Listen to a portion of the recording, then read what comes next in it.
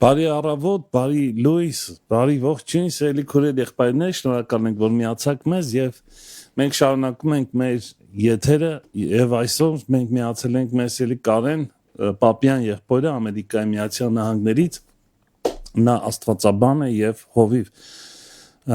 շատ առիթներ ենք ունեցել իր հետ թե այստեղ եւ թե արդեն Ամերիկայի Միացյալ Նահանգներից իր հետ միասին ունենանք այս առավոտը եւ լսենք Տիրոջ խոսքը նրա միջոցով։ Կարեն ջան, շնորհակալ եմ միացար մեզ, ձեր մոտ ուշ գիշեր արդեն եւ քո կարծես թե քնի հաշվին այսպես ասած համաձայնվեցիր մեզ միանալ եւ դրա համար մենք շատ շնորհակալ ենք եղբայրս Տերորնիկ է շատ։ Շնորհակալություն հրավերի համար, շատ շնորհակալ եմ որ միացել եմ, քունը կսպասի։ Սա նենց առիթ է, որ չի կարելի բաց թողել։ Դու այսպես ասած քնելու ես Աստծո խոսքի այսպես վերջաբանով Վերջանկի տակ։ Այո, օրվա վերջը քունը դիմավորելու ես Աստծո խոսքով, իսկ մենք առավոտն ենք դիմավորում Աստծո խոսքով, հետաքրքիր է շատ։ Այո, շնորհակալ ենք եղբայր եւ ինչ անենք, անցնենք մի անգամից թեմային անցած անգամ Մարիամ, Մարթա եւ Ղազարոս պատմության մասին էր խոսքը եւ կարծես թե այսօր էլ ինչ որ շարունակության այսպես նմանակություն կա վերնագիրը ունի այդպես թույլ է տալիս մեզ որ մտածենք որ դա կարծես շարունակություն անցած անգամվա թեմայի ինչու Մարիամը օծեց Տիրոջ ոտքերը իրոք շատ խորը արդեն կարծում ենք որ լավ խորը իմաստ ունի սա եւ սիրով քեզ լսում ենք Կարեն ջան Ես կուզեի հիշեցնել սիրելի բոլոր մեր դիտորդներին որ մենք Աբրահամի հետ միասին ունեցել ենք հանդիպում, ինչու շնորհակալ չեմ լինում, հա, շնորհակալություն չեմ հայտնում, այդպիսի մի թեմա ենք մենք միասին անցել, որը հիմնված է Ղազար ներողություն։ Ղուկասի 7-րդ գլխի 36 համարների հիմքի վրա, որտեղ այդ նույն իրավիճակը նկարագրված էր, հա, որտեղ Տիրոջ ոտքերը օծում է Մարիամը։ Եվ այնտեղ կտրվածքը մի քիչ այլ կողմից էր, ես կուզեի հիշեցնել, որ այո, թոդա բառը եբրայերեն, որը իր մեջ ուներ շնորհակալ լինելու գաղափար, այն ժամանակ դրանից ենք խոսել, իր մեջ ունի եւ գիտակցման գաղափար, որ գիտակցում է ու խոստովանում է ու խոնարհվում է, սրա մասն ենք շեշտը դրել։ Այո, որովհետեւ Պողոս Առաքյալի ավետարանում Ղուկասում այդ էր շեշտվածությունը։ Այսօր մի փոքրիկ մենք նայելու ենք մյուս ավետարաններում ինչպես է նկարագրված, դա կլինի հենց Հովանեսի ավետարանից 12-րդ գլխից 12-րդ գլուխ առաջի իսկ համարներում մենք կարդում ենք Հիսուսը զատիկից 6 օր առաջ եկավ Բեթանիա, որտեղ մեռած Ղազարոսներ։ Պետք է անմիջապես հիշեցնեմ, սիրելի բարեկամներ, որ այդտեղ, որտեղ որ նա գտնվում էր, հացկերույթ էր, հա, հացկերույթ էր, դրա մասին հիշատակվում է Ղուկասից ներողություն, Հովանեսից եւ Ղուկասից բացի եւ Մատթեոսում եւ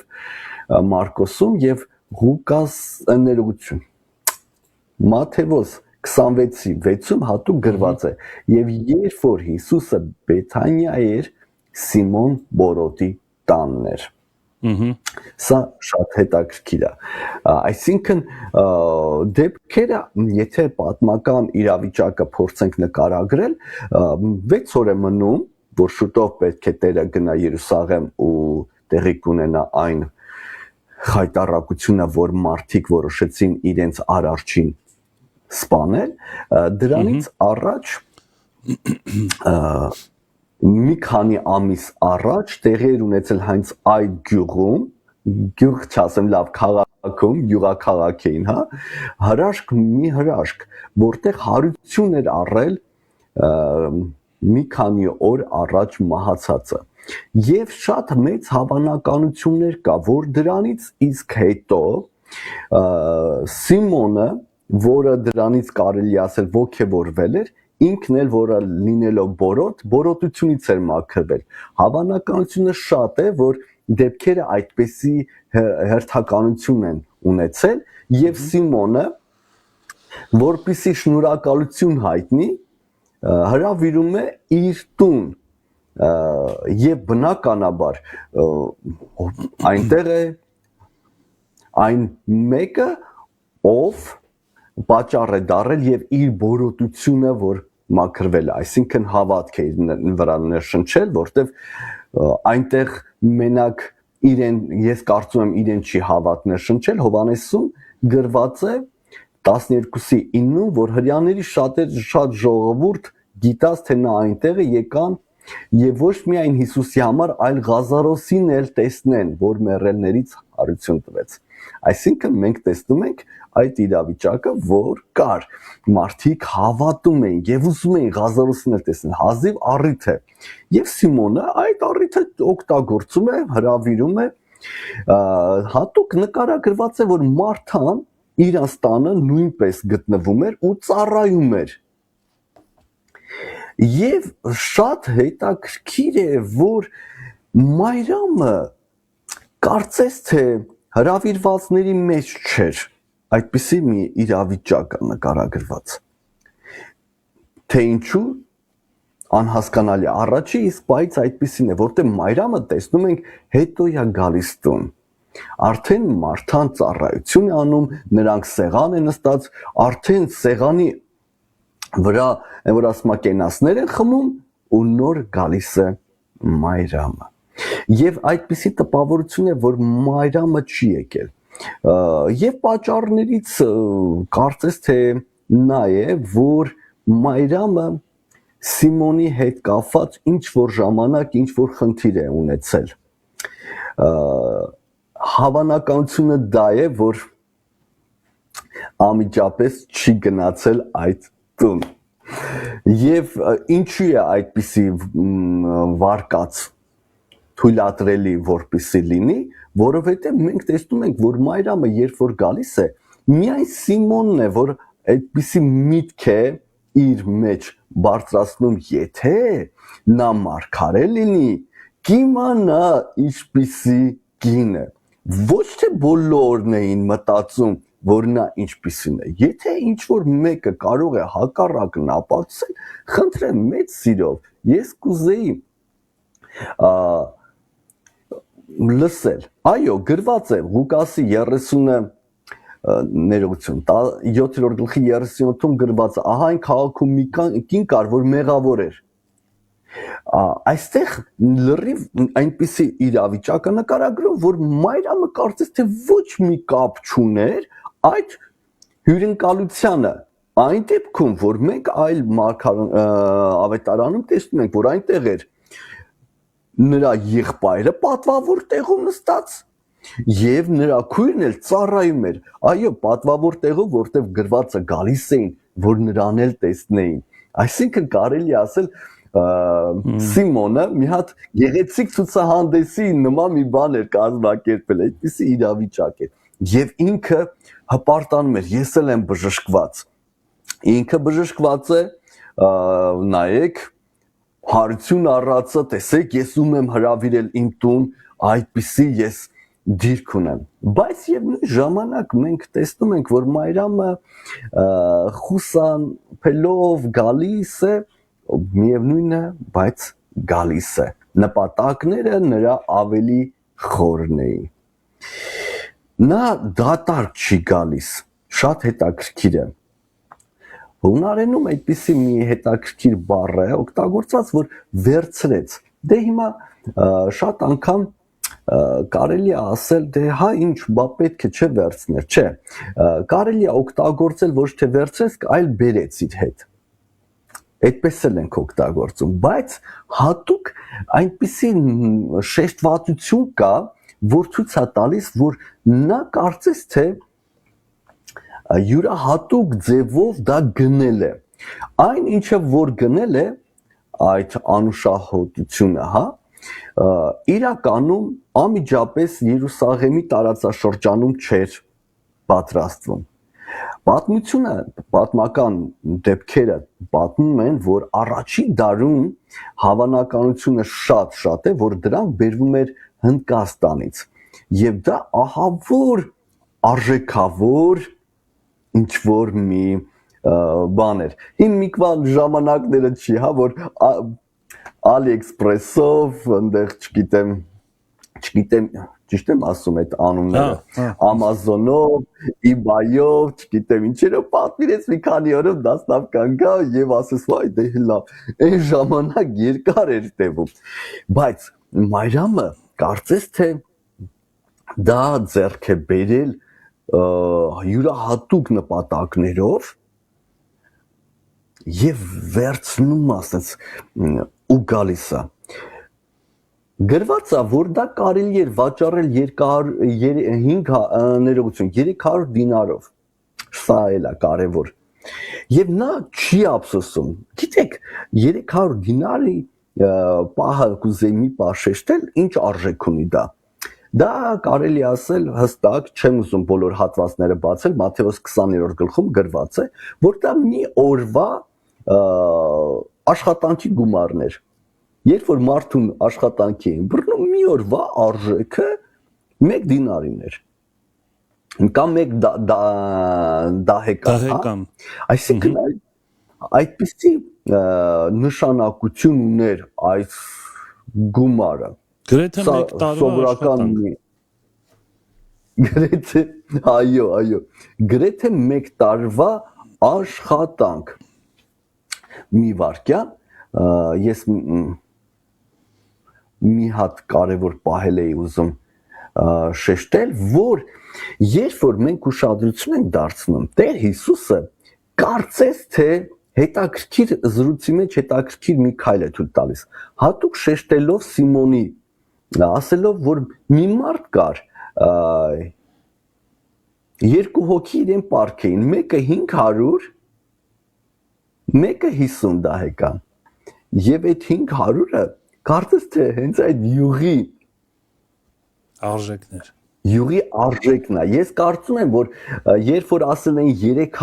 300-ը մի քիչ ոնց որ ասած ձեռքի վրա արագ վաճառելու գին կարելի էր ասել։ Կարծում եմ, որ նրա իրական արժեքը Տեր Հիսուսը ասում է, սա իմ կարծիքն է, սովորական դա թույլ եմ տալիս այդպիսի բան, ավելի թանկ էր։ Այսինքն սա ավելի թանկ էր, քան թե 300 դինարին։ Դրա համար Տեր Հիսուսը նրան Սիմոնին ասում է, Սիմոն, մեկը 50 պարկ, մեկը 500։ Եվ կարծես թե ասելուց լիներ, որ քո տուն եմ եկել, կարծես թե քո լավությունը 50 դահեկանի Արժեք ունի։ արժեք ունի։ Դու այդ ճոխ ընդունելություն ես արել, լավ է, ճոխ է, բայց 50-ի է։ Քո տուն մեկը եկել է, որը ինքը չի կազմակերպել տոնը, բայց գալով իր հետ բերել է ահավոր ավելի թանկ բան, 10 անգամ թանկ, քան թե դու ես արել։ Դու կարծես թե լավություն ես անում, քեզ բուժել եմ, նա բերում է իր շնորհակալությունն է հայտնում, որ ես իր եղբորը հարություն եմ տվել։ Եվ քանի որ ինքը շնորհակալություն է հայտնում իր եղբոր հարությունը, ես էլ ներում եմ իր մեղքը։ Կարծես թե տարօրինակ է, չէ՞ հնչում։ Նա շնորհակալություն է հայտնում, բայց իր մեղքերն է ներվում։ Սա մի պահ փորձենք պահել ու հիշել։ Գնանք մի քիչ պատմությունը նորից նայելու ճանապարհով, ինչ ենք տեսնում իրավիճակը։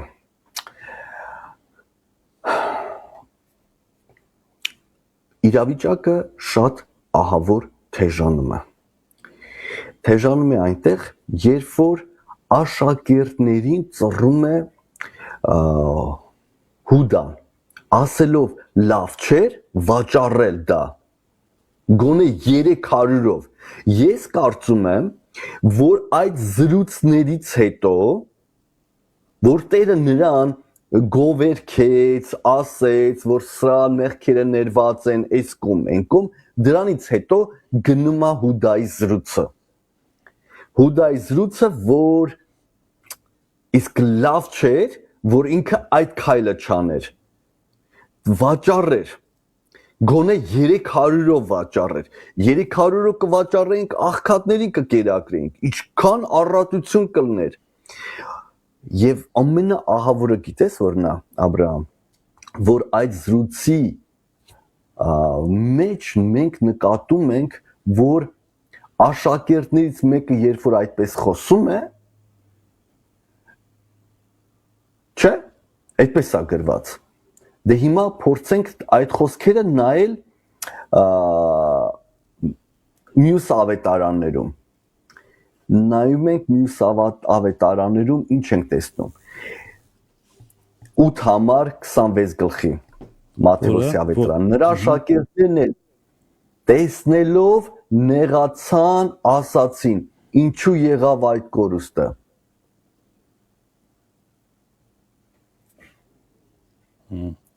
Հետաքրքիր մի հատ իրավիճակ է։ Ես միջև կանցնեմ, թե ինչ է իրանից ներկայացնում յուղի օծությունը, սա մի կողմ ենք թվում։ Մի հատ պատմական իրավիճակն եմ ուզում այդ ծանր նկարագրել։ Կարծես թե ամեն ինչը հարթ պետք է գնա, Սիմոնին պատասխանը տվել է, կնոջը ասել է քո մեղքերը ներված են, մեկ էլ Հուդան հարց է բարձրացնում, ինչու եղավ այդ կորուստը, լավ չէր վաճառվեր, ու Մատթեոսը նկարագրում է, որ աշակերտները, այսինքն մի աշակերտը չի այդպես մտածել, ու դեռ ավելին գրված է նեղացան, ուշադրություն ես դարձնում։ Հետաքրքիր մի վիճակ, աշակերտները Հուդայի խոսքից, ես այդպես եմ մտածում եւ ոչ միայն ես, շատ աստվածաբաններ, որ Հուդայի խոսքի հիմքի վրա ծռվեցին եւ ինչ արեցին։ Իրենք էլ գնացին այդ կողմ, որ Տեր Հիսուս նրա փոխարեն որ մի հատ հանդիմանես այդ կնոջ արածը դու գովում ես մեղքեր ես թողնում 500 դահեկան կորուստ ու գրվածը նեղացան ու գիտես դա ինչա նշանակում դա նշանակում է որ մի հատ էլ Աստծո վրա մունաթ եկա իսկ ինչ թափթփված կառավարիչ ես Իսկ դու ո՞նց ես կառավարում դու ինչ արար կորուստ եղավ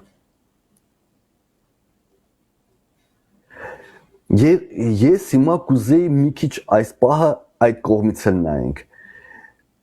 նկատել ես ինչա տեղի ունենում Աստված գովում է մարդու արածը գովում է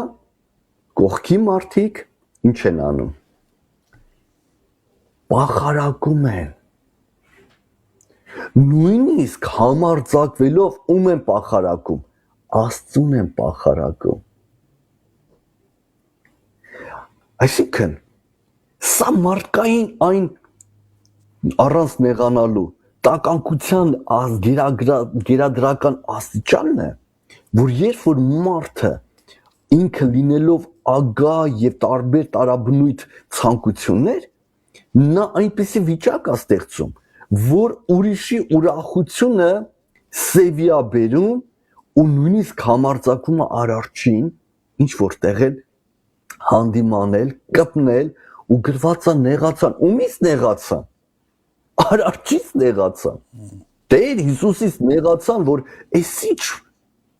թույլ տվեցիր ու սա այն է որ փաստացի տեղի ունեցել հիմա գնանք մի քիչ այլ կողմից էլ նայենք թե ինչի որոշեց ոտքերը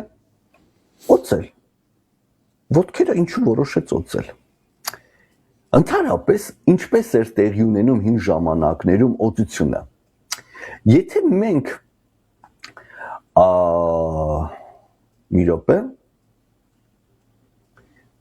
մի րոպե ուշադրություն դարձնենք Ղուկասի աներողություն եմ ասում Մարկոսի ավետարան 14-րդ գլխի 3-րդ համարում բայց գրված է որ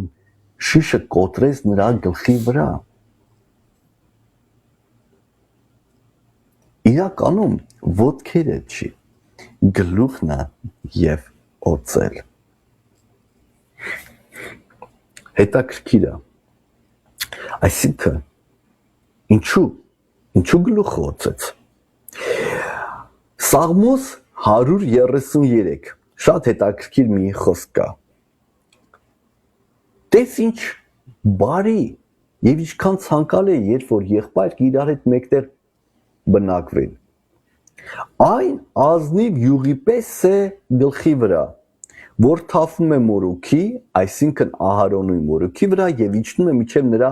հանդերձի ծայրերը Օծությունը հին ժամանակ երբ որ կատարում էին գլխի վրա էին լցնում յուղը որը առատորեն պետք է թափեր ու հասներ եւ ոտքերը Մայրամը որոշում է յուրահատուկ քայլ կատարել Տեր Հիսուսին օծում է Հետաքրքիր է չէ Տեր Հիսուսին օծել Մայրամը օծությունով ինչ է փաստում որ ինքը Տեր Հիսուսին որպես ինչ է ճանաչում Տեր թակավոր փրկիչ թակավոր Տեր բայց մի քիչ ավելի գեղեցիկ բառ կուզեի լսած լինեի գիտեք այդ բառը մենք չենք օգտագործում ցավոք հայերեն մենք օգտագործում ենք հունարեն բառը մենք օգտագործում ենք եբրայերեն բառը Տեր Հիսուսը ով է Քրիստոսը Հետաքրքիր է չէ Տեր Հիսուսը Հա Տեր Հիսուսը Քրիստոսն է, չէ, սովորական մի բան չէ, նայ, Հովանեսը իր ավետարանի մեջ, ներողություն, իր առաջի թղթում գրում է, նա է, որ Աստծուց է, եթե Հիսուսին ընդունում է, որ Քրիստոսն է, իսկ նա չէ, եթե Հիսուսին չի ընդունում, որ Քրիստոսն է։ Օրինակ, բերեմ առաջի թուղթ 2-րդ գլուխ 22 համար։ Հիսուսին ընդունել որպես ինչ։ Օծյալ։ Օծյալ փրկիչ։ Օծյալ։ Մայրամը իր եղբորի հարությունից հետո Տեր Հիսուսին մոտ որ գալիս է, որոշումը կատարել բացառիկ մի երևույթ, բառից բուն իմաստով նրան համարելով, որ դու օծյալ ես։ Կարելի ասել, ոչ միայն համարելով, այլ նաև կարծես վկայելով, դավանելով շրջապատի մեջ։ Կինը իրավունք ուներ օծելու։ Համարելով դա էլ մի հատ հարց է, չէ՞։ Ինքը իրավունք չունի։ Չէ, ինքը իրականում կինը իրավունք չունի օծելու։ Ինքը իրավունք չունի կինը օծելու։ Բայց ինքը օծություն է անում։ Յուրահատուկ բացառիկ երևույթ։ Ես որ համարել բառը ասեցի, այդ իմաստով եմ հենց ասում, ճիշտ ես նկատում։ Այսինքն նա եկավ ու բոլորի առաջ վկայեց, որ դու ես Քրիստոսը։ Կարող ենք ասել, որ դա մարգարեական քայլ էր ինչ որ։ Օրինակ, տես մարգարեները օծում էին, ունեին այդ լիազորությունը։ Վերջապես, ինչ որ մարգարեական մթնոլորտ էր ստեղծվել այդ իմաստով, էլի։ Ես բոլորովին կողմ եմ։ Արի մի քանի համար նայենք։ Հովանեսի առաջի հենց Հովանեսի 4-րդ գլուխն ենք նայում։ Այն կինը երբ որ խոսում էր Հիսուսի հետ, ասում եմ 25 համարում, գիտեն որ Մեսիան պիտի գա։ Նկատում ես ինչ եմ ասում։ Հովանեսի առաջի գլուխ 41 համար։ Գիտեն որ գիտես մի րոպե ոնց է հնչում։ Սա առաջ գնում է իր Սիմոն եղբորը եւ ասում է. Մեսիան գտել ենք։ Օծյալը գտել ենք։ Ընդհանրապես Հովանեսի ավետարանում յուրահատուկ ձևով ձգված է այդ Հիսուսին Քրիստոս ընդունելը։ Դա ինքը նույնիսկ թղթերում է պահում այդ գաղափարը, որ Հիսուսն է Քրիստոսը, որ Հիսուսն է օծյալը, պարտադիր հատուկ շեշտելով։ Սա բացառիկ ձևով է։ Իսրայելում խստի ձևով սկսվեց արգելվել, որ նա ով է, որ նա Քրիստոսն է։ Նայք, նայ, կարդում եմ 7-րդ գլխի 25 համարից։ Այն երուսաղեմցիներից ոմանք, Հովանեսի ավետարան 7:25։ Ոմանք ասեցին, չէ որ սա նա է, որին ուզում էին սպանել, ահա նա համարձակոսում է, ոչինչ չեն անում։ Միգուցե իրավ իշխաններն էլ իմացան, որ սա է ճշմարտապես Քրիստոսը։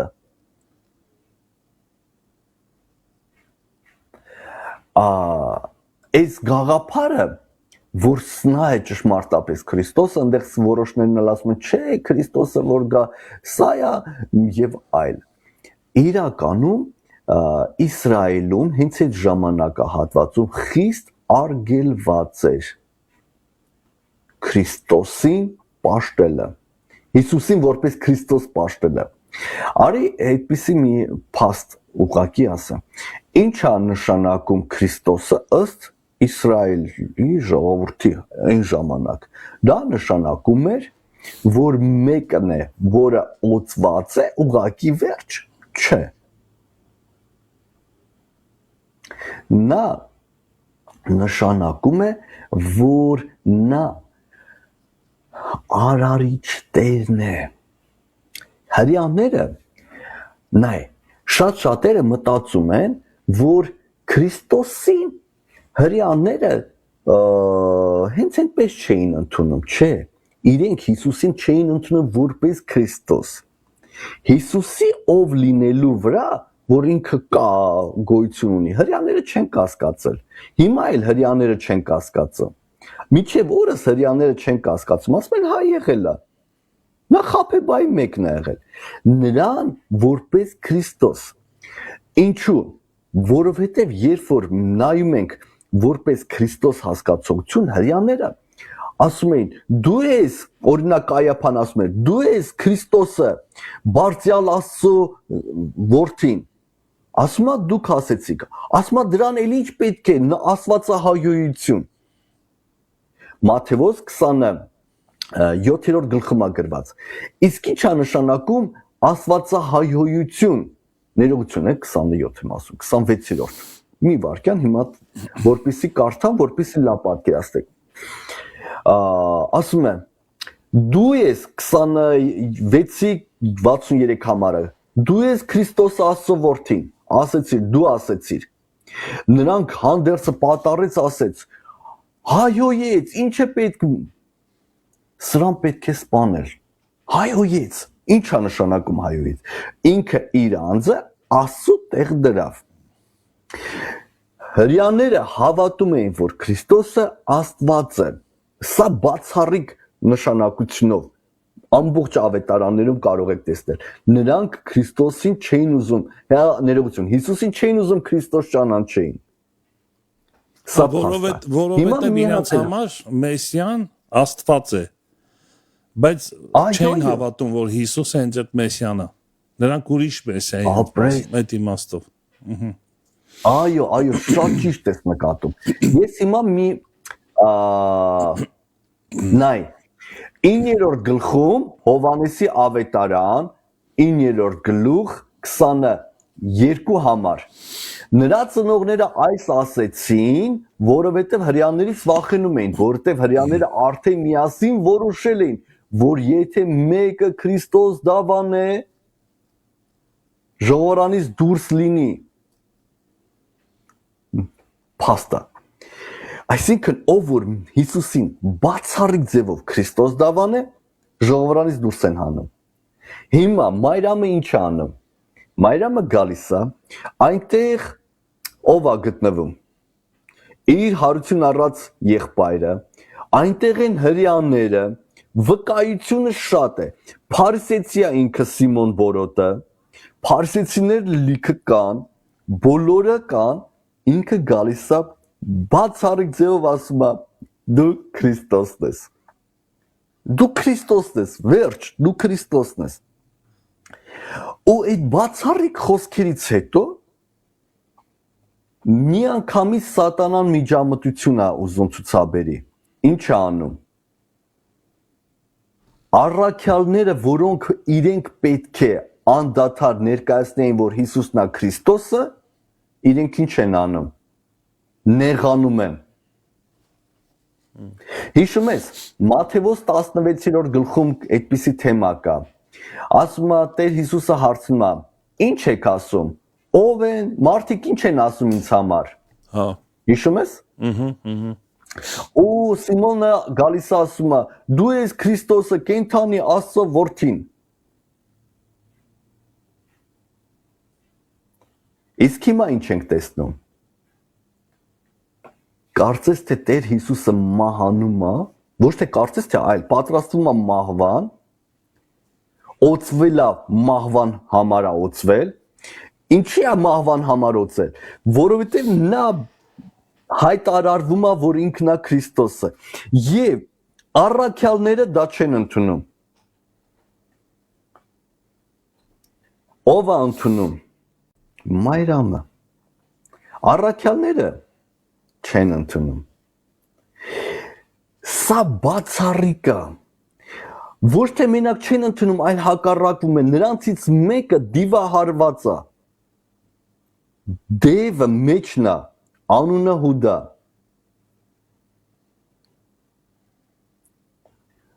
առաքյալները նրան են լսում, դիվահարին են լսում, հակառակվում են Հիսուսին, հակառակվում են ու ինչ են անում, նեղացնում են եւ կնոջն էլ, նեղություն են տալիս, Տեր Հիսուս ասում է թողեք, 7 համար Հովանեսի ավետարան 12:7 համար թույլ տուր դրան նա իմ պատանքի օրվա համար էր պահել այդ հետաքրքիր խոսքա չէ մի րոպե սա յուրահատուկ խոսքա նայ Մայրամը կարելի ասել քո ասած խոսքն եմ ասում մարգարեական քայլել կատարեց նրան մահվան համար օծեց դա միակ մարդն էր որ մեջներից հավատացել էր որ Մայրամ Հիսուսը գնում է խաչվելու նրան սպանելու Հիշում ես Հիսուսը 16-րդ գլխում Մատթեոսի ավետարան ասում է ես գնում եմ Երուսաղեմ ինձ վերցնելու են սպանեն ինչ անում Քրիստոս դավանած Պետրոսը Հիշում ես ինչ ասում Քավլիցի քեզ է դա Քավլիցի Տեր ինչ ասում ետս գնա սատանա Մայրամը միակ մարդն է ով Երուսաղեմ գնացող Տեր Հիսուսին պատրաստում է թաղման այսինքն ստեղ հավատալով Նա հետաքրքիր բան կա, Փաստորեն Մարիամին, եթե ընդհանուր բովանդակությունը հասկանանք, բացվել էր կամ հասկացել էր Քրիստոսի գլոբալ ծրագիրը, ընդհանրական ծրագիրը։ Սա շատ կարևոր է։ Այսինքն, եթե մարդը չի հասկանում Հիսուսի ընդհանրական ծրագիրը, նա փորձում է իրեն կենցաղի մեջ մտցնել իր այդ իմաստով։ Հաջորդ տողեր ասում է, աղքատներին միշտ ձեզ հետ ունեք բայց ինձ միշտ չունեք, սա հետաքրքիր բան է։ Ինձ ձեզ հետ չունեք։ Արի այդպես նայենք, էլի Աբրահամ։ Իրականում սա ամենացավալի հատվածն է, ես կարծում եմ ավետարանի մեջ։ Ամենացավալի, որ առաքյալները եթե այն ժամանակ միայն Սիմոնին ասեց ետս գնա հիմա կարելի ասել ոչ թե մենակ Հուդան էր դիվահարված այլ բոլորն էին այդ ազդեցության տակ որոնք չէին հավատում Հիսուսի խաչվելը որ գնում է ինքը ասում է ես գնում եմ Երուսաղեմ իրենք Հա, մենք էլ կգանք քո հետ կմեռնենք, հա, գիտենք, բայց ոչ մի այլ զգացողություն, որ նա Քրիստոսն է, չկա։ Այդ քաջասիրաբար մենք էլ կգնանք կմեռնենք, այդ խոսքեր էր։ Դա ուղղակի ընկերական խոսք։ Նրանք չէին հավատում, որ Հիսուսը պետք է մեռնի։ Կարեն եղբայր, մի սենց հարց կարելի է Հիսուսը որ է Քրիստոս։ Ես ուզում եմ սա մի փոքր դու բերեցիր մեջտեղ այս թեման, հարցս այսպես եմ ուզում ձևակերպեմ։ Նայ, մենք շատ ենք ասում Հիսուսը իմ հետ է, Հիսուս իմ հետ խոսում է, Հիսուսը իմ մեջ է, բայց սա դեռ բավարար չի։ Եվ կարծես ավելի զգացմունքային բնույթ է կրում իր մեջ մարդկային բայց երբ որ Հիսուսն է Քրիստոսը սա ինչ որ բան է փոխում ինչ կասես սրա մասին այսինքն Հիսուսին ճանաչում ես որպես Քրիստոս եւ դավանում ես այսինքն Հիսուսը այդ օծյալն է ինչ տարբերություն կա սրա մեջ մի քիչ կուզեմ ավելի բարձրաբանվի Որովհետև կներես, գիտես հարցի ինչ եմ ուզում տամ։ Մենք շատ անգամ, երբ որ ասում ենք Հիսուս, կարծում ես, որ ինքը մեր համար ավելի երևակայական դեմք է,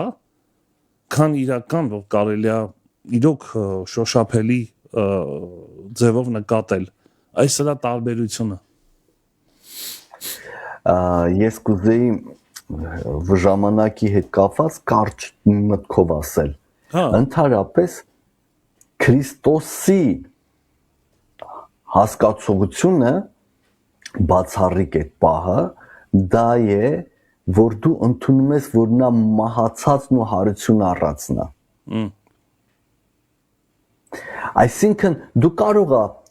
վերցնենք օրինակ խոսքերով ասես, ես հավատում եմ Հիսուսին հավատում եմ, որ նա Հիսուսը հարություն առել, իսկ հավատում ես, որ դու հիմա հավիտենական կյանք ունես։ Հավատում ես, որ քոնն է հավիտենական կյանքը, որ օրվա ընթացքը քո հավիտենական կյանքով ես անցկացնում, որ Քրիստոսը այն հավիտենականությունն է, որ քո ներսում է։ Դե մարդը կարող ասի, հախի չեմ հավատում։ Ես էլ եմ հավատում, որ մարդիկ այդպես կասեն, բայց երբ որ գալիս է փորձության պահի ժամանակ, մեկը տեսնում ես հետ են քաշվում։ Ես, մյուսը հարց է ծագում, ինչի հետ քաշվեցիր։ Ինչու հետ քաշվեցիր։ Աբա վտանգավոր էր։ Ես ուրիշ բան չեմ ասում։ Պրիմիտիվ օրինակ եմ բերում։ Վտանգավոր էր։ Մարիամը գիտակցում էր վտանգը, չէ՞, այդ քայլին գնալով գիտակցում էր ընդհուպ մահվան։ Այո, ընդհուպ մահվան, վտանգավոր էր։ Հիմա նայ, ինչն է հետաքրքիր։ Հիսուսին Տեր, այսինքն Քրիստոս դավանելը առօրյա կյանքի վրա եմ ասում։ Պողոսը այդպիսի նկարագրում էր տալիս, ասում էր ես երբ որ Քրիստոսին դավանում եմ, սա պետք է թույլ տամ մի վարքյան, հիմա բացել եմ, մի վարքյան կարդալ այս խոսքերը, որպեսզի շատ գեղեցիկ լինի։ Այդ որ ասում եմ վախենում եմ, հա, հետ քաշվեցի, սովորական բան չէ։ Վասզի չեն կամենում եղբայրք, երկրորդ Կորինթացիս 1:8 համարից եմ կարդում, որ դուք չգիտենաք այն նեղությունը, որ Ասիայում մեզ եղավ։ Մեր կարողությունից ավելի ծանրաբեռնվեցանք, միչև որ մեր կյանքի հույսն էլ կտրել էինք, բայց հենց մենք ինքներս մեր վրա մահվան վճիռ ունեինք։ Վաու։ Որպեսզի մեր անձերի վրա հույս չդնենք։ Այլ Աստծո վրա, որ մեռելներին հարուցանում է, որ այդպիսի մահից մեզ փրկեց եւ փրկում է։ Քրիստոսին դավանել նշանակում է, որ դու հավատում ես մահը պարտված է 100%, քո համար, քո ընտանիքի համար, բոլորի համար, գործնականում։ Ոչ թե խոսքերով, գործնականում։ Այսինքն շատ դժվար է։ Մահվան իշխանություն տակից դուրս ես գալիս, այսինքն մահը քո վրա իշխանություն չունի։ Այդ իմաստով նա։ Ամեն Եբրայեցիս 2-րդ գլուխ կարդում եմ։ Նա մեզ ազատեց 15 համար եւ ազատ ներողություն 15-ից չէ 14-ից արդ որտեվ մանուկները այրունի մարմինի մասնակից եղան ինքը շատ նման կերպով մասնակից եղավ որ իր մահովը խափանե մահի իշխանություն ունեցողին այսինքն սատանային եւ ազատե նրանց որ մահի վախովը իրենց բոլոր կյանքի մեջ ծառայության մեջ բռնված էին Քրիստոսին հստակ դավանելը ուղղակի դա նշանակում է որ դու մահի իշխանությունից ազատ ես դու չունես ոչ մի երկյուղ Մայրամը հենց այդպիսին էր Պետրոսը այդպիսինը չեղավ հիշեք Պետրոսը ինչ արավ 3 անգամ ուրացավ Այդ պահին այդպեսին չէր, բայց հետո եղավ։ Դե հետո հասկանալի է, խոսում ենք այդ պահին, սիրելի բարեկամներ։ Ես բոլորը խոսում եմ միջև հետո մարդիկ դարձի են գալիս, խելքի են գալիս։ Նայեք, Ղուկասի ավետարանում մենք հետևյալ խոսքերն ենք կարդում 24-րդ գլխում երբ որ մենք հանդիպում ենք Էմմաուս գնացողներին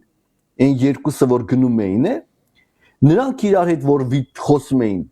ասում էին խաբար չես Տեր Հիսուսին ինչա տեղի ունեցել ոնց որ մենակ դու ես որ բեխաբար ես բայց չես իմանում մենք հավատում էինք դες ինչ ասում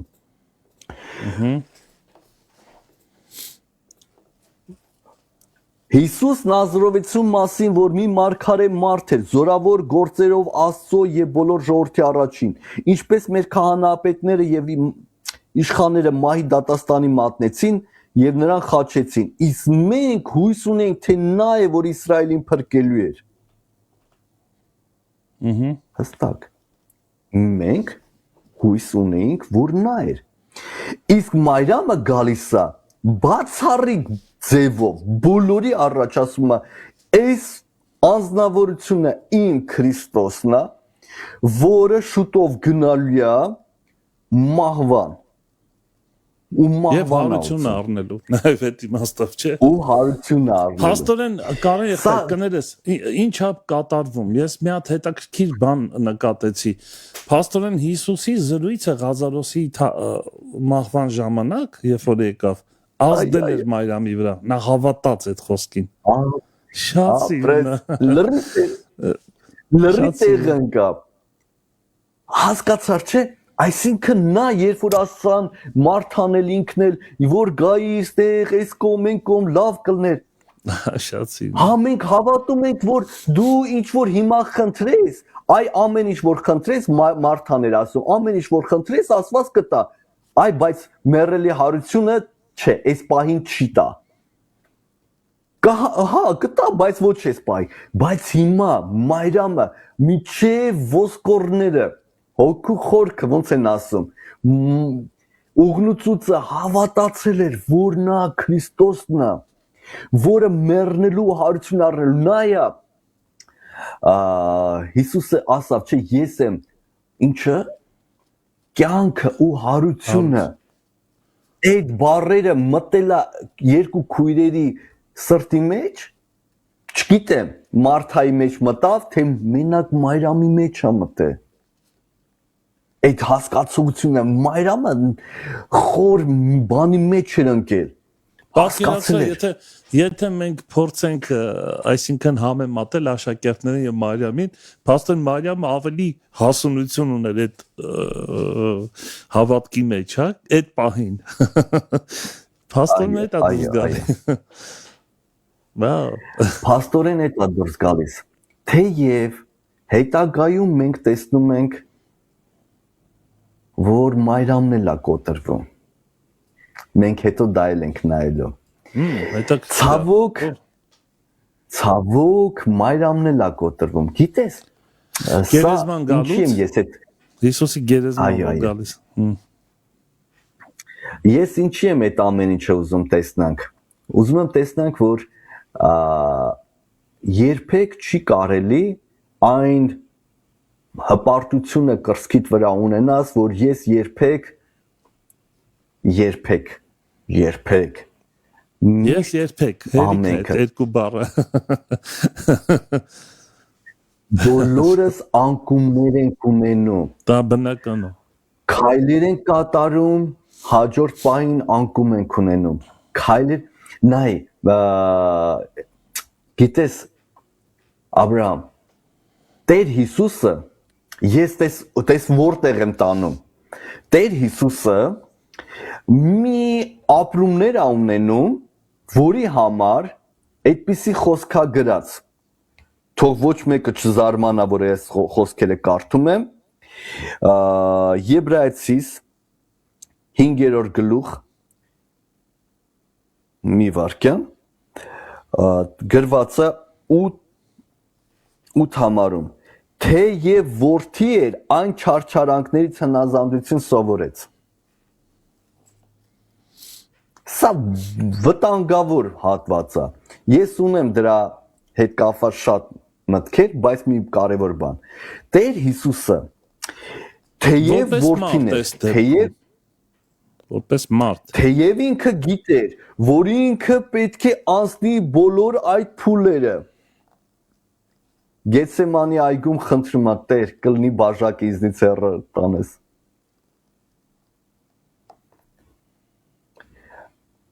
Ասել, որ ես հավատում եմ,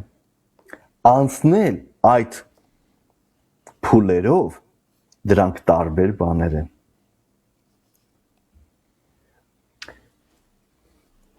Անցնելը ամենաահավորն է, Մայրամը ինքը Տեր Հիսուսի հետ կարելի ասել անցավ ու ինքն էլ չդիմացավ։ Ես չեմ փորձում մեղադրել, բայց ինքը եղավ այն միակը, որը առաջինը տեսավ, հա, առաջինը տեսավ։ Միակը, բացառիկը, չեմ ուզում, սա բացառիկ էր, ու որին Տեր Հիսուսը ասավ, Մայրամ, Խայսյատիդ համաձայն, դու միշտ գալիս ես ինձ դիպչում ես, գրկում ես, հիմա մի դիպչիր ինձ, մի հատ գնամ երկինք գամ։ Խայսյատ։ Հիմա կուզեի հետո պահը պատկերացնենք, սիրելի բարեկամներ, որ ասել թե ես հավատում եմ, ես հզոր եմ, ես մենք բոլորս տարբեր ապրումներով անցնելու ժամանակ ունենում ենք անկումներ, վերելքներ։ Դրա համար Սուրբ Գիրքը ասա կներես, չէ, ասա դու վերջացրա նոր միտքս կասա։ Դրա համար Սուրբ Գիրքը այդպիսի հետաքրքիր բան է տալիս կարճ ուղակի իրար աջակցեք, իրար քաջալերեք, իրար հորդորեք, իրար աջակ Ինչու, որովհետև պահի տակ մարդը կարող է անկում ունենալ 12 գլուխ Եբրայեցիս 12 համարն եմ կարդում նրա համար հաստատեցեք թուլացած ձեռները տկարացած ծնկները ձեր ոտների համար ուղիղ ճանապարհներ շինեցեք որ կաղը չգլորվի վանավանդ բժշկվի Հովաներողություն Մայրամի արած քայլը սա մի փոքրիկ ծառայություն էր հատուկ կարելի ասել հենց առաքյալների համար որպիսի նրանք մի պա խելքի նորից գան որովհետև չէին հասկանում ուր են գնում չէին հասկանում ինչի են գնում Հա խոսքերը ինչա կատարվելու շատ ծանր է բացառիկ մի պահ կուզեի ասել շատ ծիծաղելի է շատ անգամ որ մարդիկ ասում են ժողովուրդը Կիրակի օրը հավաքվել էր որտեվ հարություններ նշում որ ժողովուրդը որոնք ոչ մեկը չէր հավատում որ հարություն առել Տեր Հիսուսը Շաբաթ ներողություն Կիրակի օրը նրանք հավաքվել էին որտեղ թաքնվել էին չէին հավատում որ Հիսուսը հարություն է առնելու միջև Տերը չհայտնվեց ասավ այ անհավատներ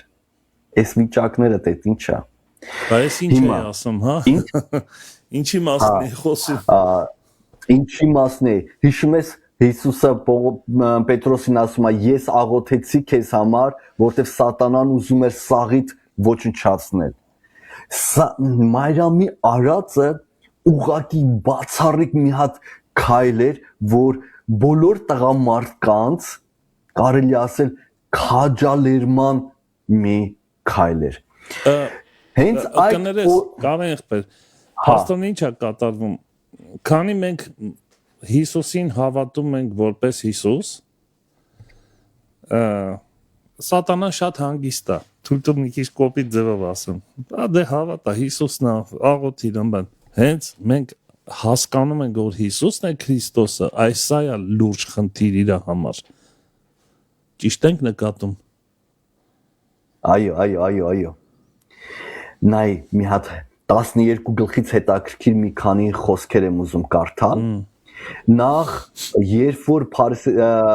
որ որոշում են մարդիկ Հիսուսին մոտենալ, տես ինչա կատարվում։ Հիսուսը 12-րդ գլխում շարունակության մեջ կարդում ենք. մի ձայն է լսվում վերևից։ Վաու։ Մարդիկ ասում են որոտնուքի շատ։ ձայներ։ Ինչի է Տերը խոսում։ Մի անգամ էլ Տերն է կողքից Վկայում։ ոգևորում, Հաստատում։ վկայում, հաստատում։ Ու ինչ թեմա է գնում։ Թեման նա է ինչի մասին է։ Ժողով ներողություն, որպեսզի լավ պատկերացնեք, այդ խոսքերն եմ ուզում կարդալ։ 27 համար։ Հիմա իմ անձը խռոված է։ Եվ ինչ ասեմ, հայր, ազատիր ինձ այս ժամից։ Սակայն ես սրա համար եկա այս ժամի մեջ։ Հայր, փառավորիր քո անունը։ Երկնքից ձայն եկավ, փառավորեցի էլ դարձյալ կփառավորեմ։ Ժողովուրդը կանգնած լսում էին, ասում էին որոտնուք եղավ, ուրիշները հրեշտակ խոսեց եւ այլն։ Հիմա տես Հիսուսը ասում է, այս ձայնը ոչ թե ինձ համար եղավ, այլ ձեզ համար։ Հիմա դատաստան է այս աշխարհին, հիմա այս աշխարհի իշխանը դուրս կգցվի։ Երբ որ ես բարձրանամ երկրից, ամենքին կքաշեմ ինձ մոտ։ Եվ ասում էր, որ ցույց տա, թե ինչպիսի մահով պիտի մեռնի։ Ժողովուրդը ասեց. մենք օրենքից լսեցինք, թե Քրիստոս հավիտյան կգնա, դու ինչպես ես ասում, թե պետք է մարդի որդին բարձրանա։ Ով է մարդի որդին։ Նկատում ես, ինչ թեմա է գնում։ Խնդիրը նրանում է, Տեր Հիսուսը խիա տխրել։ Եվ ստեղ Հիսուսը բառը չի օգտագործում, Քրիստոս բառն է օգտագործում։ Հետաքրքիր է։ Ժողովուրդը պատասխանեց, մենք օրենքից լսեցինք, թե Քրիստոսը։ Սա Դե բնական է, օծյալը։ Օծյալը, գիտես, խնդիրը նրանում է, խեր Տեր Հիսուսը տխրել։ Հարց։ Ասեմ ես։ Գտաս Նիկս։ Այստեղ շատ կարևոր է, ինչի Հիսուսը տխրեց, որովհետև ժողովուրդը չճանաչեց Աստծո ձայնը։ Ասում են նրանց համար դա որոտնունք էր։ Նա չճանաչեց, որ Աստված խոսում է իրանց հետ։ Նաև այդ իմաստով։ Գուցե տարբեր իմաստներ ունի, ես դա նկատեցի։ Չէ, դու ճիշտ ես նկատում։ Բայց ձայնից առաջ էր, որ խռոված էր։ Հա, մի րոպե։ Հա։ Ձայնից առաջ էր խռոված էր։ Տեր Հիսուսը խիա խռովել։ Խիան եղել։ Ճիշտ է, կներես։ Հա, չէ։ Բայց քո ասածի միտքը կա, որովհետև Աստծո ձայնը, որ ինքը գնում է մեռնելու, չեն հավատում։ Դե դրա համար էլ ասինես ինչ որոտմունք է, պատկերացնես Տերը խոսում է, բայց իրանք ուրիշ բան են լսում։ Վաու։ Այո։ Խնդիրը նրանում է, որտեղ որ ձայնն էլ չեն ճանաչում, իր ձայնն էլ չեն ճանաչում, ում ձայնն են ճանաչում։ Ինքը պատրաստվում է մեռնելու։ Մայրամը ի վերուստ ոնց է Պետրոսին Տեր Հիսուս ասում, դա քեզ հայտնեց, հա։ Ի վերուս ստացել է առաջադրանք Մայրամը, ներշնչանք, վերցրել է, բերել է Տիրոջը օծում է մահվան համար, բոլորին վկայություն տալով, որ նա գնում է մեռնելու, չեն հավատում։ Քիչ չի, նրանք նեղացնում են Տիրոջը, ասելով, աղքատներին լավ չէր կերակրեինք։ Էս ինչ մարդ ես, աղքատները բա։ Չեն տեսնում, որ Տերը գնում է, չեն տեսնում, որ Տերը տխուր է, չեն տեսնում, որ Տերը նեղված է, ու Տերը ավելի է, դրանից հետո են որ ասում է ընկճվում։ Հիմա նորից եմ ասում, ինչի է Տերը տխուր, որովհետև մենակ է մնացել, մարդիկ թողել են, ոչ մեկ չի մնում։ Առաքյալները, ես ունեմ հետաքրքիր ժամանակին քարոզների շարան ունեի վերջի ժամերի դրվագների վերլուծությունն էի կատարում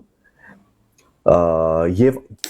ինտերակտիվ տարբերակով է եկեղեցուն անցկացնում անդամները իրենք մասնակից լինեն մեկը որոշի ինքը Հուդանը մեկը որոշի Պետրոսն ինտերակտիվ այսինքն բոլորը ակտիվ մասնակցում են քարոզին ես հարցադրումներ եմ անում հոգեվիճակը որպեսի լավ պատկերացնեն գիտես ինչն է հետաքրքիր երբ որ մանրակրկիտ մենք փորձում ենք ուսումնասիրել մի բան ենք հասկանում Տեր Հիսուսը հասկացավ մի սարսափելի բան ասավ իշխանը ընկնում է չէ բայց իշխանը ընկնելուց ինչ է արել շատ հետաքրքիր պահ կա հայտնություն 17-րդ գլխում ներողություն 12-րդ գլխում մի դրվագ գոյություն ունի որտեղ նկարագրված է որ դևը որ վայր անկնում աստղերի 1/3 իր հետ գցում է հիմա Հիսուսը նկարագրում է սատանան վայր անկնում բայց սատանան կարողացել է նենց անել որ Տիրոջ առաքյալներին գցել է չեն հավատում ոչ ոք չի հավատում սա ամենասարսափելին է Մայրամը վերջի մի լույսն էր որ մահից առաջ բերած ցույց տվեց որ դուք ինչպիսին պետք է լինեք նրանք չէին հավատում հիմա հարց խիա Տերը տխուր որտեղ տեսնում է սատանան իր հետ կարողանում է Աստծո առաքյալներին գցել հասկանում ես ինք ասում է տեսնում եմ սատանան ընկնում է բայց ել ինչ է տեսնում կողքերից կողքից տեսնում է ով անկնում Հուդան կողքից տեսնում է ով անկնում Պետրոսը կողքից տեսնում է ով անկնում Մաթեոսը եկեք պարզ խոսենք ով մնաց խաչելության ժամանակ Տեր Հիսուսի մոտ Հովհաննեսը բայց մենք հետո իր քահանայապետական աղոթքի ժամանակ նկատում ենք որ ասում է Տեր հայ դու ում որ տվեցի ես չկորցրեցի պահի այս աշխարհի մեջ ոչ թե դա բայց ինքը բայց ցավ չէ դա ցավ է իհարկե բնականաբար լսի ոնց ուզում է լինի Տեր Հիսուսը հասկանում է որ դիմանալու են Պետրոս դու դիմացիր ինքը քաջալերում է աղոթեց Պետրոսի համար հա հատուկ քայլեր է կատարում ժողովուրդը անկում է ապրած սա է մայրամը այն միակն էր որը չէր ընկել այդ ժամանակ հասկանում ես դե զարմանալի է իրոք զարմանալի է բայց փաստի ոչ ես ուզում եմ դրանով ուղղակի ավարտել որ ահա որը նրանում է որ ուշադրություն եթե դարձնենք ովքեր էին առաքյալները Տիրոջ ներկայացուցիչներն էին ով էր մայրամը սովորական մի կին ովքեր էին առաքյալները նրանք ովքեր Տիրոջ անունով դևեր էին հանում ով էր մայրամը հասկանում ես մայրամը մի թույլ էակ էր բայց որին Տերը օգտագործեց որպիսի մի պա հանդիմանություն խրատ եւ իմաստություն ձեռք բերեն իր անկում ունեցող առաքյալները ավարտելով մի կարևոր բանի վրա հիշեցնեմ Մաթեոսում գրված է երբ որ Պետրոսին ասավ ետս գնա սատանա դրանից հետո առաքյալները կարողանում էին դև հանեին գրված է չէին կարողանում դև հանել ու Տեր Հիսուսը եկավ հանդիմանեց ասավ ինչքան ժամանակ ձեզ հետ պետք է լինեմ իսկ հիմա երբ որ Նրանք Տիրոջ ընթրիքում նստած էին։ Ընթրիքին ներկա էր արդեն հստակ սատանան, գրված է, սատանան մտավ Հուդայի մեջ։ Ընթրիքում նստողներից մեկը դիվահարեր միջև վերջ։ Դև հանողները նկատեցին, ոչ ոք չի նկատել։ Ասածս հետը դա է, որ այդ անկումն էր Տերը տեսնում, որ ահավոր ցավոտ անկում էր։ Իսկ ում միջոցով այդ գիգանտներին բարձրացրեց։ Մի կնոջ, ում հենց իրանք ուզում էին ոչնչացնեին, հանդիմանելով, նեղացնելով, որ ինչի բերար այդ փողը ծախսարեց ձև։ Հետաքրքիր է։ Դրա համար սիրելի բարեկամներ, ես կուզեի հիշեիք, որ մարդու երեսին մի նայեք, թե ով է մարդը, աստվածաբանը, աստվածաբանության դոկտորա, դասախոսը, ես հովիվա ձեռնադրված, ես իմ բաները նկարագրեցի, դիտավորյալ։ Պետք չի նայել, ես էլ, մյուսն էլ կարող ենք անկում ունենալ, բայց ամենաթույլ էակին, որին կարող է մենք մեր կյանքում վերևից նայենք, ասենք են ով էր, նա կարող է այն անոթը լինել, որի միջոցով Տերը կարող է լույս սփռել, դաս տալ բոլորիս։ Հիշեք, մարդու երեսին չի նայում Աստված, չի նայում դիրքին պաշտոնին, Աստված նայում է, թե ինչքան է այդ մարդը խոնար, ինչքան է այդ մարդը սիրուն, ինչքան է այդ մարդը լցված քաղցրությամբ ու սիրով, իսկ Մարիամը սիրում էր Տեր Հիսուսին միջև վերջ, սա փաստ է, դրա համար ինքը արավ միջև վերջ։ Կանեն եղբայր, շատ կարևոր էր թեման, այս թեման ամբողջ մի ժամ որ խոսացիր, այս վերջին խոսքերդ, որ ինչ-որ թեմայի ընդհանուր միտքը ներկայացրիր, մեզ շատ այսպես լայն սպեկտր բացեց, հասկանալի դարձրեց, թե Տիրոջ ծրագիրը ինչպես առաջ գնում։ Իմ կյանքում շատ դեպքեր ա եղել այսպիսի, որ Տեր ինձ ամաչացրել է ուղղակի։ Գիտես, անհավատ, չասեմ անհավատ, վերստին ծնունդ չունեցած մեկը, որ աշխարհի կյանքով ապրում, պատահել այնպես, որ շատ ավելի լուրջ հոգևոր քայլ արել, ճիշտ քայլ արել, քան ես։ Ու ինձ միշտ թվացել է, թե ես հոգևոր եմ, ու իր այդ ճիշտ քայլը, որ ես սխալ էի, ինքը ճիշտ էր, ինձ լուրջ դասեր ա տվել, ես հասկացել եմ, որ մի րոպե Տեր իմ հետ խոսած, չգիտեմ, մեսի շատ կարևոր է, Աստված այնքան փոքր բաների միջոցով կարա խոսա մեզ հետ, բայց դա դեռ վերջը չի, գիտես վերջը որն է, երբ որ մենք նկատում ենք դա է, Աստծուն պատկանողները, ես վստահ եմ, որ աշակերտները լուրջ դաս քաղեցին, որովհետև մենք հետագա իրանց դրա պտուղները շատ ավելի վառ ձևով ենք, բոլորն են նահատակվեցին։ Նրանք են հասկացողները, ովքեր փնտրում են խրատ Աստծո անգամ փոքր բաների մեջ։ Սա շատ կարևոր է եւ շատ շնորհակալ ենք այս թեմայի համար։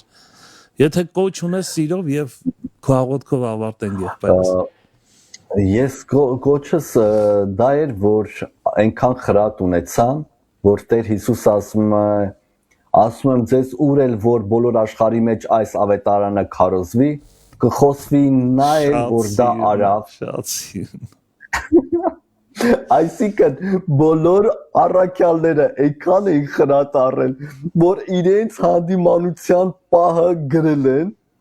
ու հայտարարում են, որ մենք նեղացել ենք Տիրոջից, մենք ընկել ենք Հուդայի խելքին, դիվի հետ էին գնում հանդիմանությունը, բայց մեր ընդունել ենք եւ մենք պատմում ենք, որ այդ կինը հրաշք է կատարել, այդ կինը ավելի մեծ բան արել, քան ինչ որ մեզնից մեկը, ու բոլոր աշխարհում պատմվում է, որ Մարիամը այն վերջի լույսն էր, որ բացառիկ ձևով խաչելությունից առաջ հավատացել էր, որ Հիսուսն է Քրիստոսը, ու բառից բուն իմաստով օծել էր ակնհայտ բոլորին, վկայություն տալով, որ ես հավատում եմ։ Այնպես որ կուզեի, որ ասա Կարեն ջան, ես այս թեմայի, այս պատմության զուգահեռ գիտես, որ թեման եմ նկատում, Սամարացի կնոջ, եւ այդտեղ է շատ հետաքրքիր, հոգեվոր լուրջ, ինչ ասեմ, թեմաները շոշափում Հիսուս այդ կնոջ հետ, եւ այն աստիճանի այդ կինը, չգիտեմ, արտնություն ապրեց, որ մի ամբողջ գյուղ բերեց Քրիստոսի առաջ, Սա շատ հետաքրքիր է եւ Աստծո գործերը շատ անքննելի են, նաեւ սա է ցույց տալի այս իմաստով։ Եղբայրը սիրով, ասա եւ աղոթենք։ Աստվածս դա է, նենց որ հիշեք Տերը չի նայում մարդու կառուցվածքին, ինքը օգտագործում է խոնար սիրտը եւ կուզեի հիշեցնել, որ Տերը այդպիսի քաղցր խոսքեր ունի Եսայա 66-րդ գլխում, որ հնչեցնում է հետևյալ կերպ մարգարեն Տիրոջ խոսքերը Ես սրան եմ մտիկ տալիս խոնարին, կոտրած հոգի ունեցողին եւ իմ խոսքից դողացողին ոչ թե այլ խոնարհություն Կարծեմ հաջորդ համարի մեջ ասում է ես Տերս բարձունքներում եմ բնակվում, բայց կոտրած ու խոնար հոգիների հետ եմ։ Սա էլ սրա մեջ, այս կոնտեքստի մեջ շատ ճիշտ է։ Եղբայրս։ Շատ ճիշտ։ Ներողություն եմ խնդրում բոլորից, եթե ես մի քիչ շատ պատմությունը նկարագրեցի տարբեր կողմերից, եթե չնկարագրես իրավիճակը, այո, շատ հա, պատմությունը ես տարբեր կողմերից նկարագրում եմ, որպեսզի իրավիճակը ընկալելի լինի, որտեղ մենք ֆիլմի նման պետք է տարբեր կողմերից դրվագները տեսնենք, որպեսզի կարողանանք, որտեղ լավ պատկերացնենք, ինչ տեղի ունեցավ, ինչ արավ, հա։ Դրա համար ներողություն, որ մի քիչ շատ եմ մանրանում պատմությունը, ներկայացնում եմ, բայց պատմությունը եթե չեք իմանում, թե ինչ արժեքա տեղի ունեցել այնտեղ։ Հաղորդենք ու ավարտենք, հա։ Պարտքեստեր։ Մեր թանկագին Տեր ողորմած Աստված, քո որդու անունով եկել ենք քո առաջ եւ խնդրում ենք, օրհնիր ամենքիս, որ ոչ մեկս կորչող չլինենք, այլ ամենքս հիշենք, որ քո առաջ բոլորս հավասար ենք, որտեվ բոլորիս է սովորեցրել, որ ասենք քո աղոթքը հայր մեր։ Մենք բոլորս մեկ հայր ունենք եւ բոլորս էլ քո զավակներն ենք, օրհնիր բոլոր մեր քույր եղբայրներին ու պահապան եղիր, որ երբեք չհպարտանանք, չմեծամտանանք, չգոռոզանանք, հիշելով, որ ցավալի այդ իրավիճակը, որ սատանան ընկնելով առաքյալներին էլ էր գցում, այդպիսի երևույթներ աշխարհի վերջում էլ կլինի, բայց թող հեռու լինի մեզանից, որդու անունով Տեր, ամեն։ Ամեն։ Կարեն եղբայր, շատ շնորհակալ եմ, Տեր օրհնի քեզ շատ, քեզ բարի գիշեր ենք ասում։ Եվ նորից Աստված կմիանանք եւ շարունակվի մեր զրույցը Աստծո խոսքի շուրջ։ Ես որքան նկատեցի արդեն հաջորդ հանդիպան համար թեմաներս պատրաստել։ Կոմը կարծես անսպառ է թեման եւ դա շատ լավ է։ Տեր օրհնի քեզ, բարևներ բոլորին եղբայրս։ Շնորհակալություն։ Շնորհակալություն, նմանապես։ Հարթիրոջը։ Ողջույններ Հայաստանին։ Սիրելի քույրեր եղբայրներ, այսպեսին էր մեր եթերը եւ մենք առաջ Աստված կհանդիպենք վաղ առավոտյան ժամը 9-ին։ Մանրաթա, Տերը շուտով գալու է։